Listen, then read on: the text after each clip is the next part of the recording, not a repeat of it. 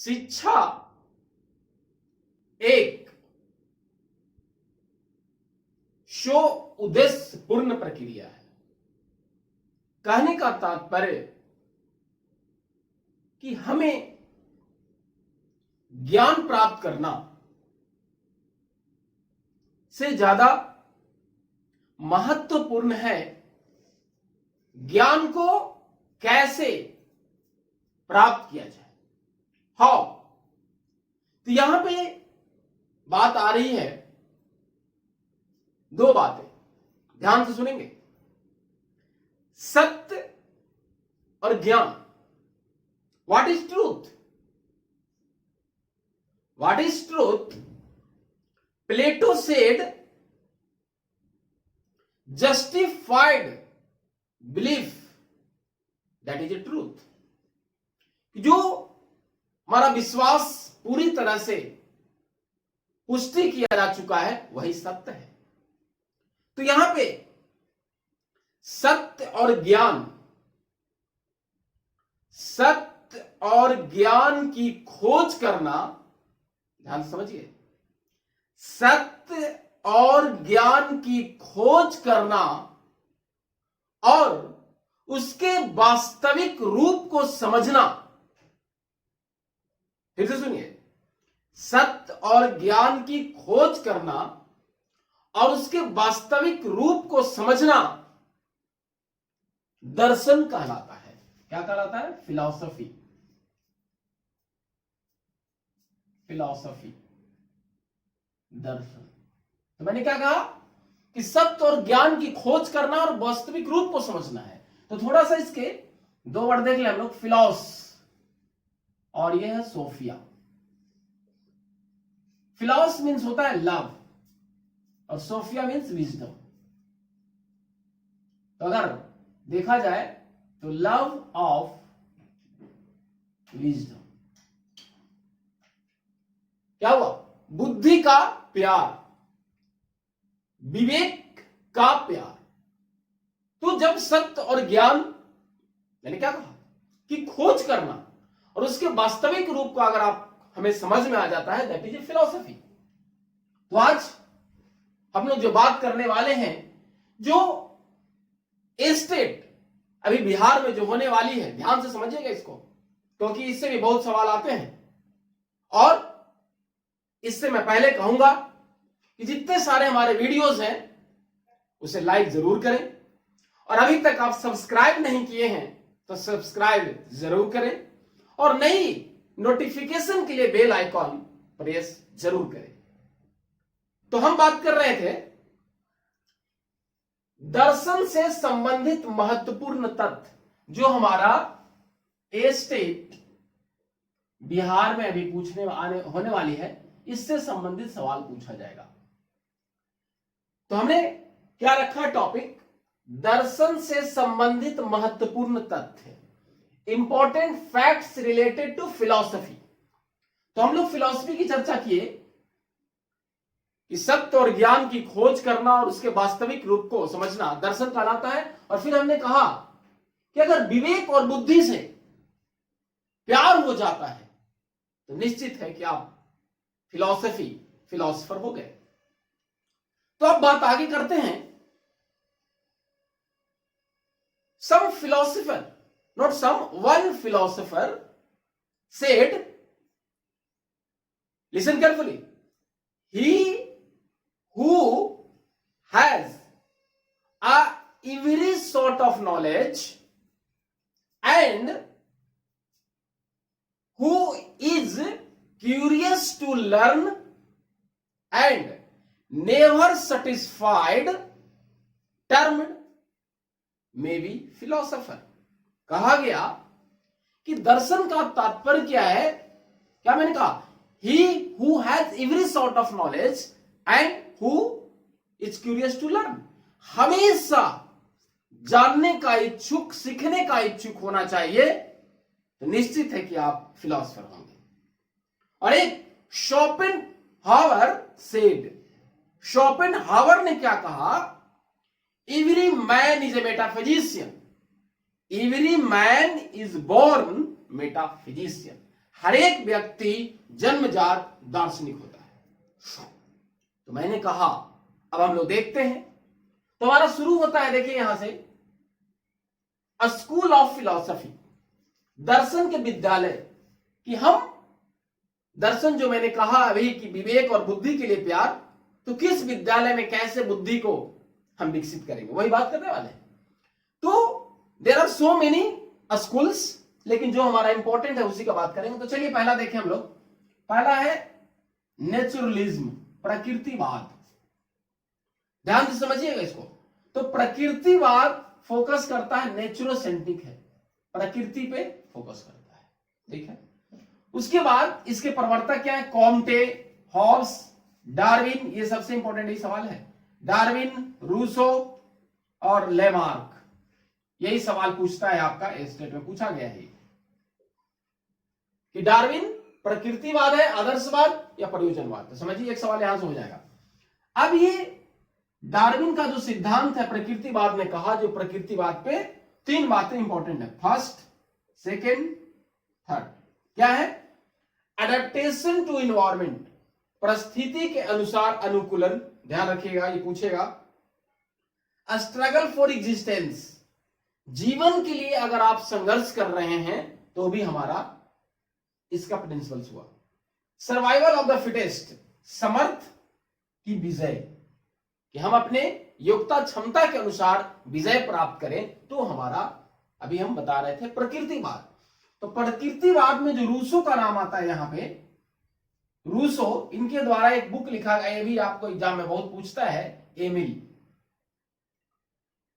Rousseau ने निषेधात्मक शिक्षा दिया, ध्यान से समझिएगा इसको। मैंने कहा रूसो ने निषेधात्मक शिक्षा दिया, निगेटिव एजुकेशन दिया। मैं आपको लिख देता हूं थोड़ी सी। रूसो ने क्या दिया? Rousseau negative education, negative education, निषेधात्मक शिक्षा। निषेधात्मक शिक्षा में कहा गया कि बालक को सत्यता, अच्छाई, बातें नहीं सिखाना है, उसे बुराइयों से, असत्य से कैसे बचा जाना है उसके बारे में बात किया गया रूसो। चलिए अब हम लोग दूसरा देखें, आदर्शवाद। दूसरा विद्यालय जो है, तो इसमें क्या कहा गया? इस विद्यालय में, प्रकृतिवाद में, बालक को प्रकृति के स्वभाव में ले जाकर सिखाने की बात किया गया। और 3 बात मैंने सिद्धांत बताया। आदर्शवाद में देखा गया ये साइकोसेंट्रिक, मतलब मन केंद्रित, मतलब यहां पे इंपॉर्टेंस होगा आइडियाज का। आइडियाज कहां से निकल के आती है? मनुष्य के द्वारा। तो मनुष्य की ज्यादा प्रधानता दिया गया, मनुष्य के आइडियाज के द्वारा। तो देखिए प्लेटो के द्वारा यहां पे एक सवाल पूछेगा आपसे। प्लेटो के द्वारा बहुत इंपॉर्टेंट एक किताब लिखा गया, उसका रिपब्लिक नाम है। चलिए, तो थियरी ऑफ है, विचारों के सिद्धांतों पे। तो इसमें प्रकृतिवाद, पदार्थ की इंपॉर्टेंस दिया गया। यहां पे पदार्थ के स्थान पे विचारों, भावों और आदर्शों का महत्व दिया गया, जिसे मानव और व्यक्तित्व के बीच में कैसे संबंध, व्यक्तित्व प्रभावशाली होगा। तो इसमें देखिए क्या क्या नाम है? सोक्रेट्स, डेकार्ट्स, बर्कले, कांट, हीगल और शोपेनहावर, जो मैंने अभी कहा था, बहुत इंपॉर्टेंट बात है ये। मैंने कहा था अभी शोपेनहावर के बारे में कि शोपेनहावर ने कहा कि हर एक व्यक्ति जन्मजात एक दार्शनिक होता है। ये किसने कहा? और आदर्शवाद में सबसे बड़ी बात यह है अध्यात्मवाद, अध्यात्म जगत की बात होती है आदर्शवाद में। चलिए अब तीसरी बात हम करते हैं, प्रैग्मेटिज्म, प्रयोजनवाद। ध्यान दीजिए, प्रकृतिवाद ने कहा कि प्रकृति के स्वभाव में रखकर शिक्षा देना है। आदर्शवाद ने कहा कि पहले से जो मूल्य आदर्श निर्धारित है उसके अनुसार शिक्षा देने की बात की गई। लेकिन दोनों में समस्या आई। प्रकृतिवाद में शिक्षा देना, इसमें भी थोड़ा समस्या आई। आदर्शवाद में क्या आया? मैंने कहा कि पहले के मूल्यों और आदर्शों को आपको मानना है।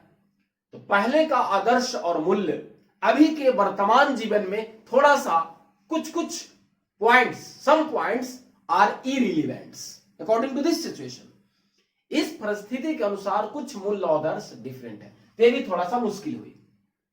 तब नेचुरलिज्म और आइडियलिज्म के बीच की अवस्था। आदर्शवाद और प्रकृतिवाद, ये दोनों के बीच का रास्ता हुआ, वो क्या हुआ, निकल के आया प्रयोजनवाद।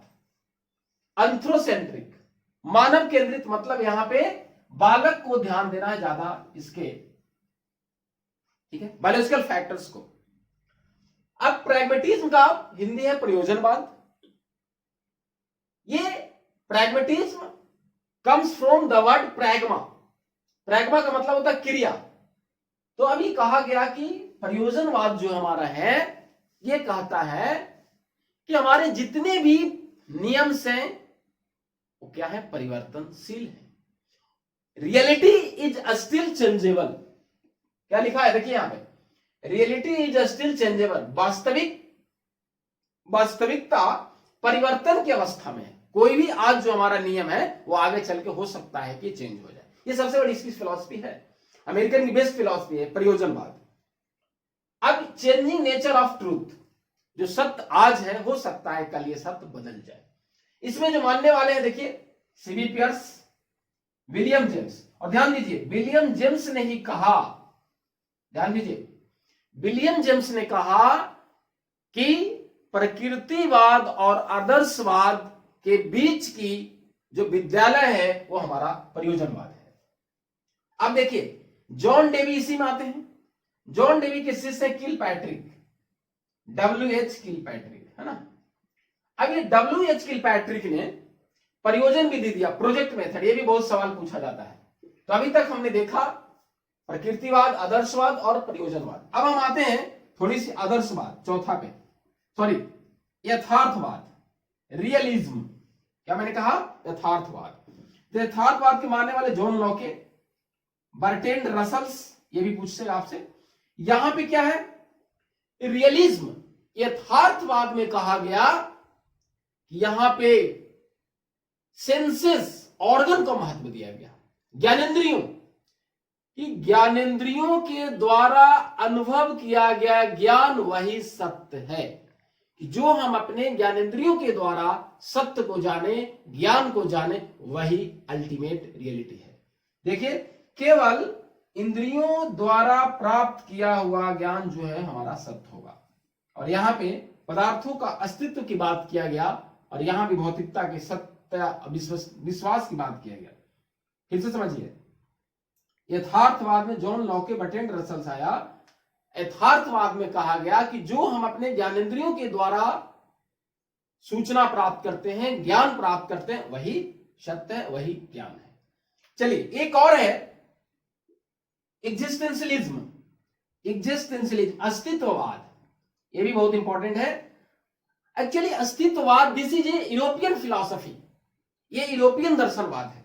इसके मानने वाले क्या है, मैक्सिम गिर्गेन, जॉर्ज केलर। और इसमें क्या कहा गया कि अस्तित्ववाद के अनुसार हम अपने कॉन्शियस माइंड के अनुसार, अचेतन मस्तिष्क के द्वारा हम अपने पसंदों को, चॉइसेस को, अपने उत्तरदायित्व को स्वतंत्रता पूर्वक चेतन रूप से प्राप्त करने का प्रयास करें। अभी हमने आपको बताया कि what are the school of philosophy, कि दर्शन के विद्यालय कौन कौन से हैं। और जो दूसरा सबसे इंपॉर्टेंट बात करने वाला है, जो स्टेट में पूछ रहा है, ध्यान दीजिए, वो पूछ रहा है भारतीय दर्शन से। तो इंडियन फिलॉसफी की जब सबसे, भारतीय दर्शन पे सबसे महत्वपूर्ण किताब हमारे माननीय डॉक्टर सर्वपल्ली राधाकृष्णन के द्वारा लिखी गई है। तो हमारी जो इंडियन फिलॉसफी है, Indian philosophy is of two types. भारतीय दर्शन दो प्रकार के। देखिए, इंडियन फिलॉसफी, पहला है ऑर्थोडॉक्स, आस्तिक, ऑर्थोडॉक्स आस्तिक। दूसरा है हेटेरोडॉक्स, नास्तिक। तो ऑर्थोडॉक्स मतलब जो वेद की सत्ता को स्वीकार करता है, मानता है, वेद को स्वतः प्रमाण के रूप में, वेद को प्रमाण के रूप में मानने वाले आस्तिक कहलाए। और वेद के प्रमाण को अस्वीकार करने वाले, उसको नहीं मानने वाले को हेट्रोडॉक्स कहा गया, नास्तिक कहा गया। ध्यान समझिए इसको।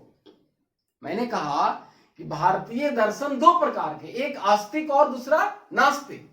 तो आस्तिक में मैंने कहा कि जो वेद की प्रामाणिकता को स्वीकार करते हैं, और ये हमारा आस्तिक में 6 फिलॉसफी, 6 प्रकार के दर्शन है। तो पहला क्या है? सांख्य फिलॉसफी, सांख्य दर्शन पहला हमारा हुआ, सांख्य दर्शन। दूसरा है योग फिलॉसफी, योग दर्शन। तीसरा हमारा न्याय हुआ, और ये हमारा चौथा जो हुआ वैशेषिक दर्शन, और पांचवा पूर्व मीमांसा अर्थात वेदांत, और छठा हमारा हुआ उत्तर मीमांसा।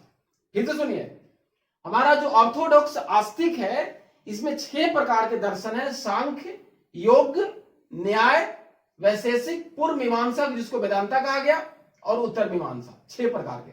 तो पहला देखिए संख्या को हम चलते हैं, साख्य फिलॉसफी। साख्य जो हमारा फिलॉसफी है, देख लीजिए, ये जो हमारा साख्य दर्शन है, मतलब साख्य में संख्या संबंधी या विश्लेषण करने की बात है। तो यहां पे इसके जड़ और चेतन की बात किया गया, सजीव और निर्जीव की बात, प्रकृति पुरुष की बात किया गया, और इसके जो मेन है वो क्या नाम है, ध्यान दीजिएगा, सांख्य दर्शन के कपिल। सवाल पूछेगा आपसे। योग फिलॉसफी में देखिए, योग का जो प्रादुर्भाव हुआ है युग से हुआ है, जिसका अर्थ होता है संघ। यहां पे क्या बात है, योग दर्शन में कहा गया व्यक्तिगत चेतना और सार्वभौमिक परमात्मा की बात है, मतलब हमारा योग जो फिलॉसफी है वो हमको मोक्ष की प्राप्ति की तरफ ले जाता है। अब आगे देखिए न्याय फिलॉसफी जो हमारा है, न्याय दर्शन।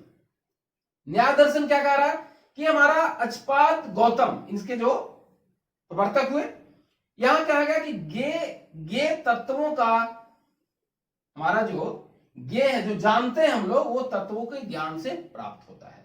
तो हमने न्याय दर्शन देखा। अब हम लोग थोड़ा सा देखें पूर्व मीमांसा, उत्तर मीमांसा। तो ये इसके पहले हम लोग देख लें थोड़ा सा वैशेषिक दर्शन।